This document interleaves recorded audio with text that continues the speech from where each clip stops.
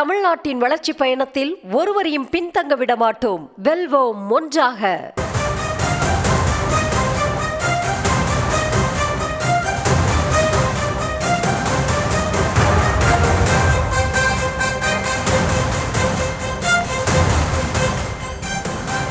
அண்மை செய்திகளாக பார்த்து வருகிறோம்.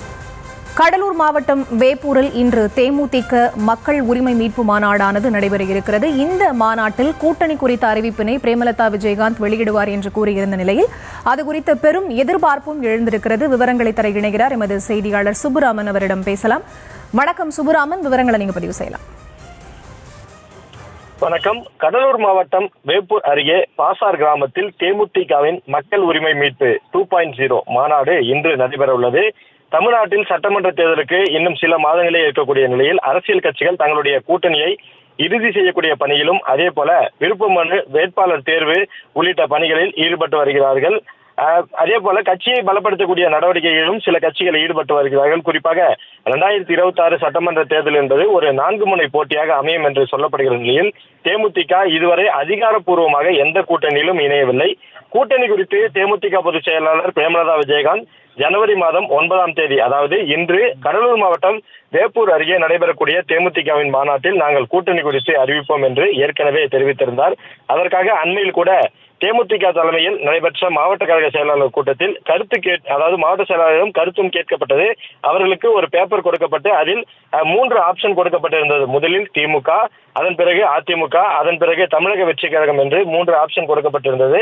அதை டிக் செய்யவும் என்று குறிப்பிட்டிருந்தார்கள். அதே போல அதில் ஏன் அதை டிக் செய்ய வேண்டும், அதற்கான காரணத்தையும் எழுத வேண்டும் என்று மாவட்ட செயலாளரிடம் உத்தரவானதை பிறப்பித்திருந்ததாக நமக்கு தகவல் கிடைக்கப்பட்டிருந்தது. அதை ஒரு பெட்டியில் போட்டு விட்டார்கள். அதே போல அந்த கடிதங்களை எல்லாம் பிரித்து மாநாட்டில் அதை பிரித்து நான் படித்து கூட்டணி குறித்து அறிவிப்பேன் என்று தேமுதிகவின் பொதுச் செயலாளர் பிரேமலதா விஜயகாந்த் தெரிவித்திருந்தார்.